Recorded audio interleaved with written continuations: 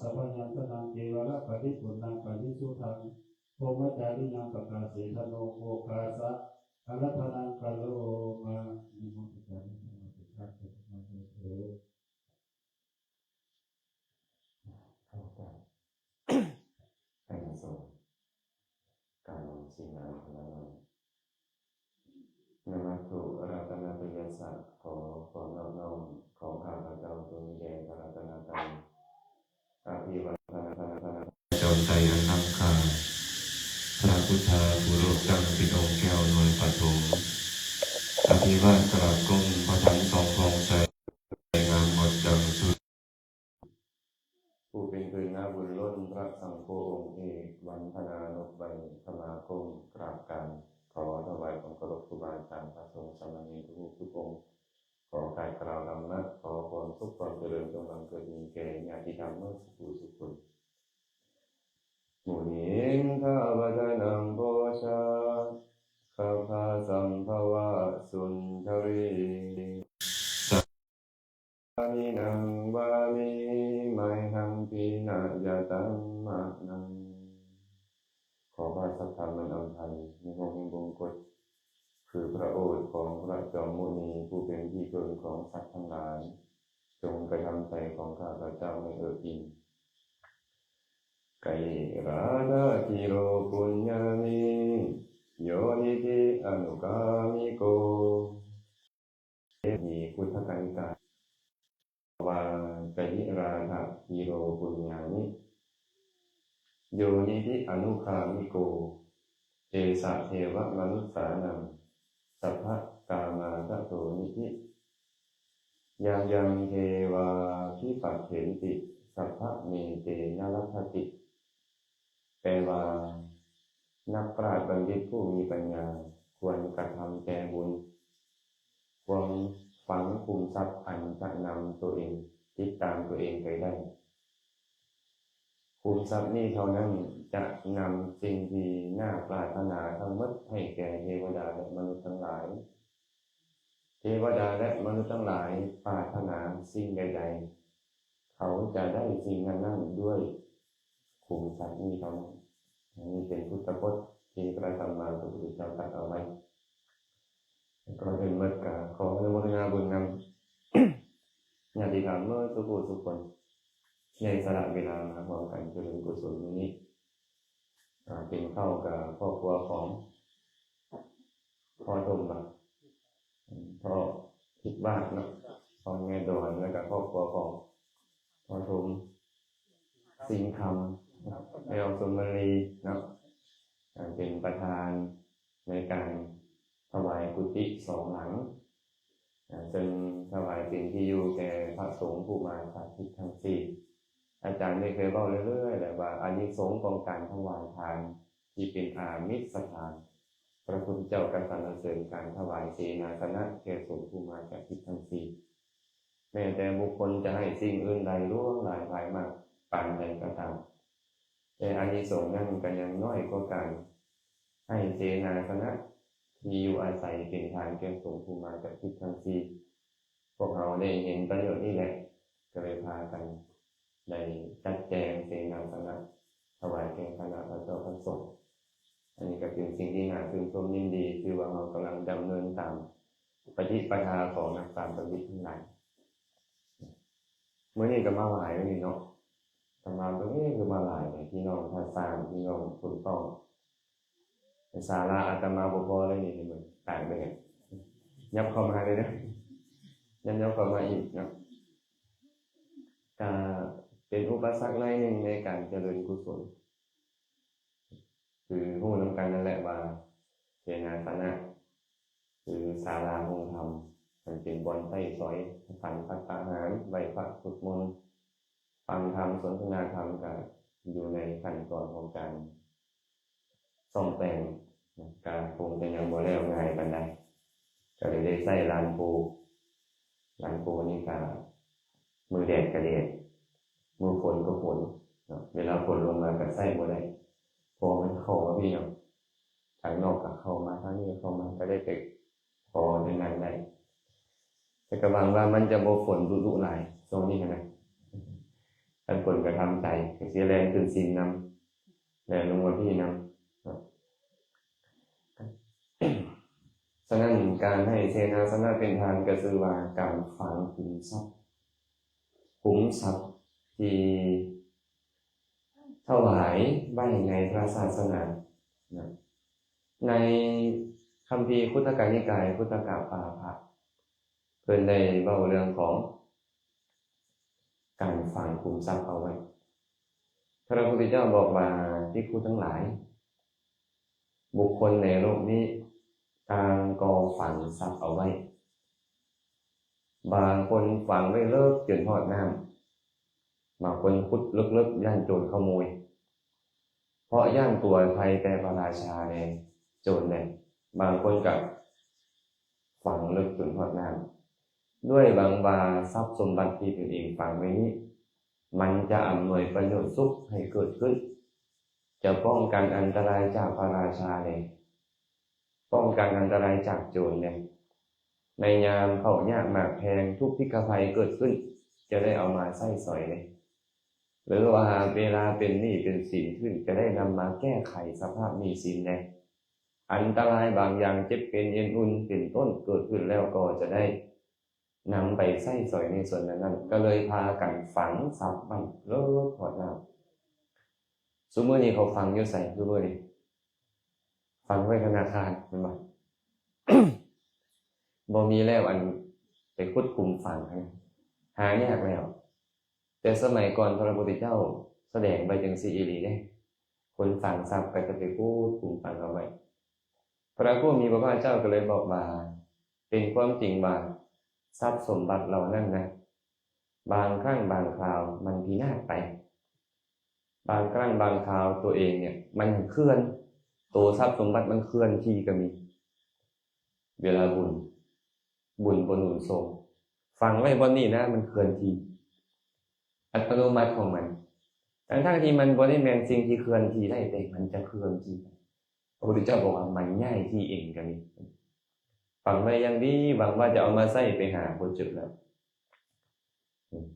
บางครั้งเจ้าของผู้ฟังลืมที่ฟังกันสติลืมฟั่นเฟือนเนาะลืมสั่งมาฟังซับไว้บนใดเนาะกับบ่ได้ใช้ประโยชน์ฟังไว้หลายกับบ่ได้ประโยชน์บางครั้งบางข่าวพญานาคย้ายที่ก็มีนาคเอาไปพญานาคนี่ก็ให้เขาสร้างเขาก็เอาทรัพย์เฮานี่คือกันได้เราก็เลยปัจจุบันมีคนมักบูชาพญานาคอย่างพญานาคนำทรัพย์นี้พญานาคนำนี่ก็มีบางครั้งบางคราวยักษ์นำเอาไปก็มีพระพุทธเจ้าบอกว่ายักษ์พวกยักษ์ก็เป็นพวกเทวดาจำนวนหนึ่งที่เขาบ่พอใจเขาก็นำทรัพย์สมบัติเฮานี้เป็นแบบนี้บางครั้งบางคราวโจรลักขโมยไปก็มีพระราชาสั่งฮิตก็มีทรัพย์นั่นกลายเป็นทานไฟไปก็มีพินาศไปสมัยพุทธกาลมีได้มีครอบครัวหนึ่ง เป็นคนค่อนข้างรวยแต่ปรากฏว่าอยู่ไปอยู่มาทรัพย์สมบัติที่อยู่ในคลังของเรากลายเป็นที่ทานมันเป็นไปได้นั่นแหละทรัพย์สมบัติจากเงินทองกลายเป็นที่ทานไปมันเป็นไปอีหลีแล้วพระพุทธเจ้ารับรองไว้พร้อมทรัพย์พินาศกลายเป็นที่ทานไปกันวันนี้เนาะสมมุตินี้อาจจะบ่กลายเป็นแบบนั้นโดยตรงไฟอาจจะไหม้เนาะบางเทื่อไฟไหม้บางเทื่อน้ำท่วมเป็นว่าฝังทรัพย์ไว้แบบนั้นเห็นไหมในการบางครั้งบางคราวญาติผู้บ่เป็นที่ฮักบ่เป็นที่พอใจนำเอาไปหมดก็มีลูกเต้าหลานเหลนแหละที่เฮาบ่เป็นที่ฮักบ่เป็นที่พอใจของพวกเขานำทรัพย์สมบัติตรงนี้ไปก็มีนึกถึงทางอนาถบิณฑิกเศรษฐีเนาะรวยเนาะอนาถบิณฑิกเศรษฐีอุปถากพระเจ้าประสงค์เข้าไปในเรือนเมื่อละเป็น 1,000-2,000 องค์พระพุทธเจ้าก็ไปดุอัครสาวกสารีบุตรโมคคัลลานะก็ไปดุพระอรหันต์ไปบ่เคยขาดสายในเรือนเราติดตาได้บุญหลายกว่านี้หลายเนาะ แต่บ่ได้แม่นว่าคนมีบุญหลายในปัจจุบันบ่เคยสร้างบาปกรรมเก่ามามันบ่แม่นเด้เนาะทรัพย์ที่เราฝังไว้ตะลิงน้ำเจือนตะลิงน้ำน่ะหน้าตะฟังน้ำเจือนแล้วก็เซาะหนีหมดโอ๊ยมันคือเป็นจังซั่นคนมีบุญขนาดนั้นอุปถากพระเจ้าประสงค์อุปถากพระพุทธเจ้าอยู่ซุมื้อนี่นะศรัทธาก็สมบูรณ์ศีลก็สมบูรณ์ปัญญาก็ดีความเห็นตรงอีกจาคะก็สมบูรณ์แม่นหยังมันคือเป็นอันนี้ได้ไปลงทุนกับหมู่มาหอมลงทุนนำโกงไปเลย18โกงแสดงว่าบุญปัจจุบันกับส่วนบุญปัจจุบันได้แต่บาปอดีตมันก็ต้องรอโอกาสในการส่วนบุญนี้เท่ากันอนาถาบิณฑิกาเศรษฐีก็เสื่อมจากสมบัติเสื่อมจากสมบัติคือกัน เพิ่นก็เลยบอกว่าส่วนบาปทรัพย์ของบุคคลใดก็ตามฝังด้วยทานศีลสัญญมะและธรรมะฝังไว้ในเจดีย์ฝังไว้ในพระสงฆ์ฝังไว้ในแขกในญาติในมิตรฝังไว้ในมารดาบิดาในอ้ายเอ้ยน้องทั้งหลายภูมิทรัพย์นี่แหละจะบ่พินาศไปบุคคลจะนำไปได้ก็เพราะเฉพาะภูมิทรัพย์เหล่านี้เท่านั้นเขาจำเป็นต้องละทรัพย์สมบัติละทรัพย์สมบัติเราอื่นไปเบิดละภูมิทรัพย์เราอื่นไปเบิดเขาจะพากเอาไปได้มีแต่ภูมิทรัพย์นี้เท่านั้นภูมิทรัพย์ใดคือทานศีลสัญญมะธรรมะทานก็คือการให้ปันเห็นบ่ให้ปันแก่ผู้ใดผู้หนึ่งก็ตามเอิ้นว่าทานทั้งหมดแหละแต่ว่าถ้าหากให้ทานกับคนที่มีคุณธรรมหลายขึ้นมีศีลหลายขึ้นกุศลก็หลายกว่านี่เอิ้นว่าทานให้สัตว์เดรัจฉานก็มีอานิสงส์100คือพระพุทธเจ้าบอกเหมือนบ่ให้กับคนทุศีลได้อานิสงส์ 1,000 ให้กับคนมีศีลได้อานิสงส์ 100,000 ให้กับคนที่ข่มความกำหนัดในกามเจริญฌานได้อานิสงส์แสนโกฏแต่ให้ทานกับผู้กำลังปฏิบัติขัดเกลากิเลสเพื่อให้บรรลุเป็นพระโสดาบันในอนาคตนี่นะได้อานิสงส์นับประมาณหมดก็บ่จำเป็นต้องกล่าวกับผู้ที่มีคุณธรรมขั้นโสดาบันสกทาคามีอนาคามีไปเลยแต่ถึงอย่างใดก็ตามพระผู้มีพระภาคเจ้าก็สรรเสริญการให้ทานในสงฆ์คือกันพระองค์บอกว่าแม้แต่ให้ทานกับพระสงฆ์ที่มีพระพุทธเจ้าเป็นประมุขนี่นะก็ยังบ่ทอการให้เสนาสนะเป็นทานในสงฆ์ผู้มาจากทิศทั้งสี่คือพวกญาติโยมกำลังเห็นมื้อนี้นี่แหละลองคิดเบิ่งเด้อแมวสมวันนี้มีพระอรหันต์อยู่100,000 องค์พระพุทธเจ้าก็นั่งอยู่นี่แหละแมวสมวันนี้ก็ถวายอาหารไปอันนี้ส่งมันนับบ่ได้เลยนี่นะมันจะอำนวยความสุขให้เฮาตลอดหลายโกฏกลับเลยเด้แต่ว่ากันยังน้อยกว่าอานิสงส์ของการให้เสนาสนะเป็นทานโอ้เนาะแสดงว่าเสนาสนะนี่จำเป็นหลายระบบสมเนาะเป็นบ่อนอยู่อาศัยเป็นบ่อนประพฤติปฏิบัติธรรมเป็นบ่อนฟังธรรมบ่อนสนทนาธรรมบ่อนเฮ็ดกิจของสงฆ์ทั้งหมดเลยอยู่หั่นเพิ่นก็เลยสรรเสริญตัวนี้พวกเฮาก็เลยกำลังฝังไว้ในทานเนาะและในสงฆ์พร้อมเห็นบ่อันนี้เอิ้นว่าทานก่อนฝังไว้ด้วยศีลก็คือรักษาศีลทานก็ยังมีอานิสงส์น้อยกว่าศีลได้แต่มื้อนี้เฮามีศีลหรือยังนี่นะเมื่อกี้นี้ว่ามันเลยกับเมื่อกี้นี่ปานาติปาตาเวระมณีเห็นบ่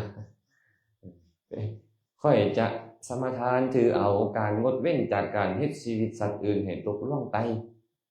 เฮาบอกจังซี่เมื่อกี้แสดงว่าเฮากำลังจะเป็นผู้มีศีลนี่ก็คือว่าเฮากำลังฝังโดยเฉพาะศีลของคนผู้มีพระรัตนตรัยเป็นที่พึ่งเฮาก็เลยขึ้นต้นด้วยหยังก่อนจะสมาทานศีลพุทธังสรณังคัจฉามิธัมมังสรณังคัจฉามิสังฆังสรณังคัจฉามิการถึงพระพุทธพระธรรมพระสงฆ์เป็นที่พึ่งก็มีอานิสงส์หลายแล้วมีศีล5อีกศีลของพวกเฮากันชื่อว่าเป็นทรัพย์ที่พวกเฮาฝังไว้สัญญมะอันนี้บ่เนี่ยความสำรวม ความสำรวมอินทรีย์ก็คือการเจริญปัญญาแม้แต่ธรรมะก็คือกันสัญญมะนี่เว้าเป็นตัวศีลก็บ่ผิดเว้าเป็นตัวการสำรวมอินทรีย์ก็บ่ผิด ตาเห็นรูปหูฟังเสียงดังดมกลิ่นลิ้นสิ่งรสชาติกายกระทบสัมผัสใจรู้สึกธรรมารมณ์บ่ปล่อยให้ความโลภโมโทสันเกิดขึ้นบ่ปล่อยให้กิเลสครอบงำนี่เอิ้นว่าสำรวมธรรมะนี่แหละการฝึกข่มใจ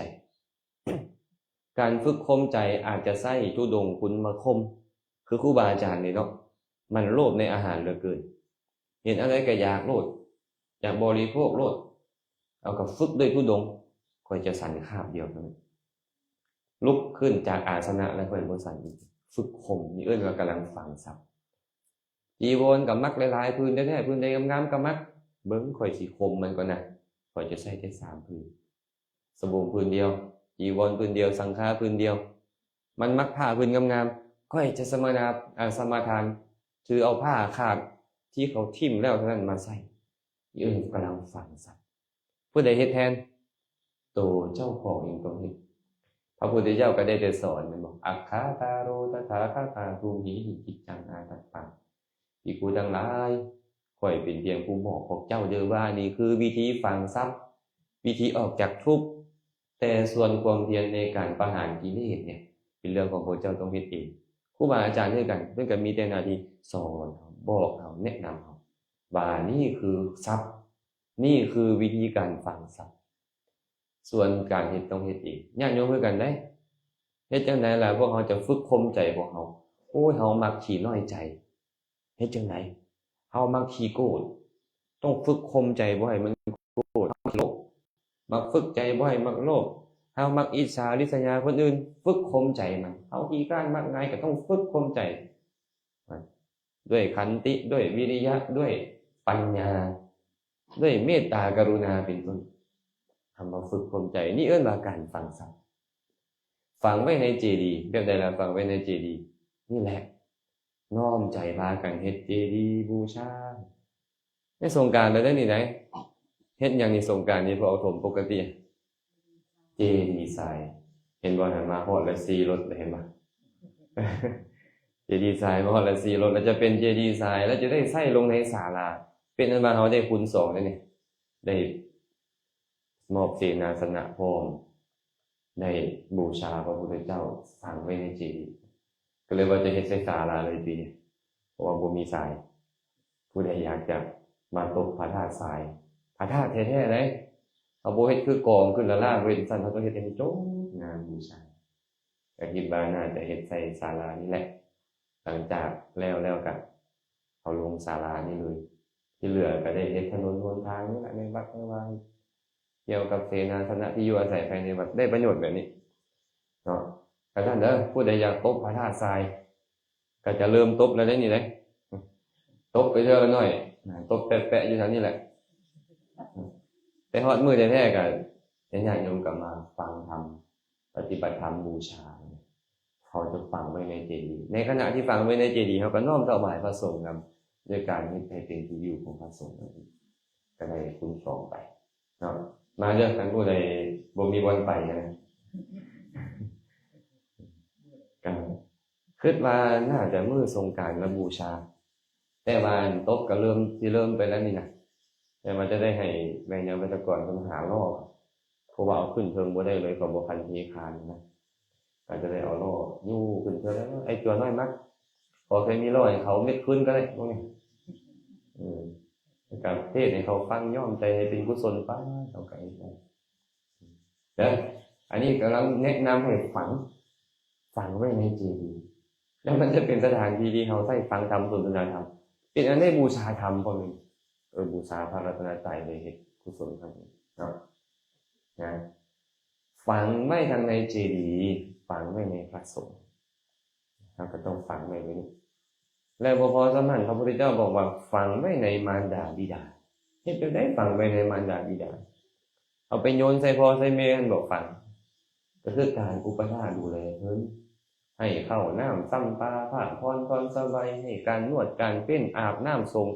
เก้าให้เพิ่นเช็ดตีนเช็ดไม้เช็ดมือนวดตีนนวดมือให้เพิ่นนี่แหละเอิ้นว่าฝังไว้ในมารดาบิดาฝังในอ้ายเอ้ยน้องในญาติในมิตรก็แบ่งปันสิ่งที่ดีๆสิ่งที่ได้มาทั้งหลายแก่อ้ายเอ้ยน้องแก่ญาติแก่มิตรนี่เอิ้นว่าฝังเด้ อย่าคิดว่าเสียหลายคนเนี่ยว่าคิดว่าเสียได้ดินมาตอนหนึ่งพอแม่แบ่งให้ญาติกันบ่คิดว่าเขาจะยอมเสียสละว่าเขาฟังนะอันคิดเป็นใจบ่เสียหายเนาะเอาไปรดสู่เจ้าเด้อค่อยให้เด้อค่อยให้ตายใจเลยเป็นบุญในแผ่นดินอีกอาจจะเป็นพระเจ้าจักรพรรดิครอบครองโลกก็ได้อานิสงส์ตัวนั้นนะเดินไม่ออกเด้อให้ใจไม่พวกเขาอันนี้สร้างฝ่ามือกันพิพิธกันย้อนนี่บ่ได้เลยครับค่อยให้กำมือผู้ให้ยิ่งใหญ่เสมอเนาะเราต้องเฮ็ดแบบนี้ฝึกให้เนาะให้กับญาติพี่น้องให้กับไอ้น้องของตัวเองนี่ก็วิธีการฟังพระองค์เลยบอกว่าขุมทรัพย์ทั้งหมดทั้งมวลนี่นะเจ้าต้องทิ่มไปหมดได้เพิ่นว่าเจ้าจะเอาไปได้ภาคไปได้เฉพาะขุมทรัพย์ตัวนี้เท่านั้นคันว่ารวมๆก็คือบุญขุมทรัพย์คือบุญจะติดตามตัวบุคคลไปเขาจะเอาขุมทรัพย์นี้ไปได้อาตมาก็เลยสวดคาถาขึ้นมาบอกในส่วนเบื้องต้นว่ากยิราธะทีโรปุญญานิโยนิธิอนุคามิโกเอสะเทวมนุษสานังสัพพกามะทะโถนิธิทรัพย์อันนั่นแหละจะนำสิ่งที่น่าปรารถนาทั้งหมดทั้งมวลให้แก่เทวดาและมนุษย์ทั้งหลายเพราะฉะนั้นนักปราชญ์บัณฑิตผู้มีปัญญาจึงควรเฮ็ดแต่บุญทั้งหลายเพราะว่ามนุษย์และเทวดาทั้งหลายปรารถนาสิ่งใดสิ่งหนึ่งก็ตามมีบ่ผู้มาเฮ็ดบุญมื้อนี้บ่ปรารถนาหยังเลยมีบ่มีดอกแม่ออนสีถามยิ้มหน้าจะบ่มีนะบ่ได้บุญมันก็เลยสั่นคลอนเด้เมื่อบุญมันสั่นคลอนอันนี้ทรงของมันก็ให้เจ้ารวยอยู่จะให้ทานแต่ว่าพี่น้องป้องปายลูกเต้าล้านเลนข้าทาสกรรมกรเจ้าเขาบ่เอาจิตใจนำในคำเว้าของเจ้าเลยบอกมาเขาเถียงเห็นบ่พระพุทธเจ้าเว้ากับอนาถาบิณฑิกะเศรษฐีทานเศรษฐีบุคคลบางคนในโลกนี้ให้ของดีปานนี้ก็ตามให้ของเศร้ามองปานใดก็ตามแต่เขาเฮ็ดด้วยความเคารพด้วยความอ่อนน้อมเฮ็ดด้วยจิตที่บ่ได้คิดจะทิ่มจะเสียเขาให้ด้วยมือตนเองเขาฮู้เหตุฮู้ผลแล้วให้ทานไปเมื่อทานนั่นทรงผลเขาจะอยู่ในสถานที่ใดๆก็ตามเขาจะเป็นคนมั่งคั่งร่ำรวยมีโภคสมบัติหลายเขาจะยินดีในการบริโภคทรัพย์สมบัติยิ่งขึ้นไปพร้อมและบริวารชนของเขาบ่ว่าจะเป็นบุตรภรรยาทาสกรรมกรคนหักไถ่จะเงียงหูลงฟังเขาด้วยความเคารพขอนั่นเพราะเหตุใดทางคิดทีเพราะเขาให้ทานด้วยความเคารพนะคันเจ้าให้ด้วยความบ่เคารพมันก็ส่งให้เจ้ารวยแต่ว่าบริวารเจ้าจะบ่ฟังเจ้าส่วนไปเฮ็ดบุญปานดึงคาเต้าเคยสอนเพิ่นได้เป็นแบบนี้บ่มีเอาสิไว้หลายคนอยู่เห็นบ่เป็นจังคือเป็นจังซั่นบุญเฮานี่มันบ่อำนวยพระพุทธเจ้าจึงบอกว่าเขาจะได้สิ่งที่น่าปรารถนาทั้งหมดนี่เขาจะได้ด้วยขุมทรัพย์คือบุญนี่ได้ก็ต้องมาฟังให้ดีๆบัดนี้เนาะฟังให้ผมแน่นเด้อบ่ทนขุมทรัพย์ตัวเนี้ยเพิ่นก็เลยเล่าต่อไปแบบนี้ว่าความเป็นผู้มีผิวพรรณวรรณะงดงามมีสวดทรงสมบูรณ์มีเสียงม่วนเป็นต้นนี่นะเขาจะได้ด้วยขุมทรัพย์เป็นอย่างเขาจังงามเขาจังบ่งามเขามีขุมทรัพย์คือบุญเนาะเป็นอย่างเขามีสวดทรงสมส่วนหุ่นก็เบิ่งหุ่นเท่าละปานอึ้งเนาะแนวสมบูรณ์เนาะปานอึ้งยืนบาดหุ่นเขาแล้วเพี้ยวอะไรว่าเป็นอย่างก็เป็นอย่างซั่นเนี่ยเขาฟังทรัพย์มาดีบ่ต้องไปอิจฉาเขาดอกเขาฟังทรัพย์มาดีบัดเฮาแยงเวรแล้วมันแทงใจเอาแท้ๆเนาะเงียงขวาเงียงซ้ายอันเบิ่งทางหน้าใครนิดนึงเงียงซ้ายเงียงขวามันคือเป็นจังซี่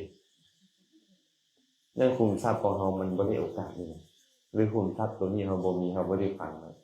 พระพุทธเจ้าได้บอกว่ามีความมีผิวพรรณวรรณะงดงามมีสวดทรงสมบูรณ์มีเสียงม่วนได้ด้วยขุมทรัพย์นี้ความเป็นใหญ่ในเทวโลกหรือความเป็นพระเจ้าจักรพรรดิผู้ครอบครองโลกทั้งสิ้น ความเป็นใหญ่กว่าเทวดาทั้งหลายคนเป็นใหญ่ในสวรรค์สมบัตินิพพานสมบัติเขาจะได้ด้วยขุมทรัพย์คือบุญนี้คือเจ้าฝังไว้นี่มันบ่แม่นเอาเงินไปซื้อเอาได้เนี่ยอยากเกิดเป็นมนุษย์เอาให้เจ้าจักแสนล้านบ่มีทางที่เจ้าจะได้เป็นมนุษย์อยากไปเกิดเป็นเทวดาเอาให้จักแสนล้านบ่มีทางเจ้าจะได้ไปเกิดเป็นเทวดาการสั้นบ่คิดกะยาเด้อบ่อาจารย์พูนบ่คิดกะยาว่าอันตอนตายเราเอาเงินไปมัดใส่มือจ้างรถไปสวรรค์เด้ออันดำ30,000กีบนะจะไปเกิดแสนล้านมาจ้างเขาก็บ่ให้ไปคันบาปมันในโอกาสส่งผลน่ะบุญสัพพะเมเตนะลัพพติทั้งหมดทั้งมวลที่เว้ามานี่เขาจะได้ด้วยขุมทรัพย์นี้ความเป็นเอตทัคคะความเป็นสาวกปารมีญาณความเป็นพระปัจเจกพุทธเจ้าหรือการถึงพุทธภูมิบรรลุสัพพัญญุตญาณเป็นพระพุทธเจ้าเขาจะได้ด้วยขุมทรัพย์นี้เจ้าจะบรรลุอรหันต์นี่เจ้าต้องมีขุมทรัพย์ตรงนี้เจ้าจะเป็นพระอัครสาวกเหมือนพระสารีบุตรเหมือนพระโมคคัลลานะเจ้าต้องมีขุมทรัพย์ที่บุญนี้เจ้าจะบรรลุปัจเจกโพธิญาณตรัสรู้เองโดยชอบผู้เดียวก็ต้องขุมทรัพย์นี้และเจ้าจะบรรลุพุทธภูมิเป็นพระสัมมาสัมพุทธเจ้าเจ้าก็ต้องมีขุมทรัพย์ตรงนี้แต่มาบางเพื่อขุมทรัพย์ฟังมันก็ไม่ใส่เวลาใส่เหือแหงบางเพื่อต้องสละอวัยวะเพื่อฟังขุมทรัพย์ยอมตัดอวัยวะทิ่มเพื่อฟังขุมทรัพย์เดี๋ยวสมมติบางเพื่อนี่นะล่างหน้าล่างตามาอย่างดียอดตามาอย่างดีก็ต้องยอมสละไอ้หน่วยการเพื่อฟังขุมทรัพย์ทรงเก้ามาอย่างดีประดับตกแต่งด้วยมงกุฎมาอย่างดีก็ตามพาเขาแต่งน้ำแดงมาอย่างดีก็ตามต้องยอมเสียหัวนี่เพื่อฟังขุมทรัพย์ก่อนจะได้โพธิญาณและสร้างขุมทรัพย์แต่ละอย่างนี่นะว่าเรื่องบุญทั้งหมดเลยบุญเท่านั้นปัจจุบันนี้พวกเขาพยายามบางคนหลายๆคนพยายามหาทรัพย์แห้งเจ๊งบางคนเป็นบ่บางคนนี่โอ้ยนั่งผิวปากอยู่เทิงรถพุ่นน่ะบางทีก็นั่งจิบกาแฟอยู่กิ้งๆเข้ามาน่ะตื้อนึงว่าซั่นกำไรตื้อนึงนั่งจิบกาแฟโอ้ยมันคือต่างกันแท้ก็เขาฟังคุมทรัพย์ไว้ดีแล้วแม่นบ่คันเฮาไปอิจฉาเขานี่มันเป็นคุมทรัพย์บ่เนี่ยมันทำลายคุมทรัพย์สื่นสมดีๆโอ้จะแม่นดีเนาะเจ้าเฮ็ดบุญมาดีนึกถึงเฮ็ดเขาบ่เนี่ยเจ้าเฮ็ดบุญมาดีเนาะดีเด้อเจ้าเด้อค่อยก็สิฟังคุมทรัพย์คือเจ้านี่แหละบัดนี้นะค่อยจึงจะได้สิ่งที่ค่อยปรารถนาได้ต้องฟังคุมทรัพย์เพิ่นเลยบอกว่าพระอริยเจ้าทั้งหลายนักปราชญ์บัณฑิตทั้งหลายสรรเสริญบุญญนิชิคือคุมทรัพย์คือบุญอันบุคคลได้ฟังไม่ดีแล้ว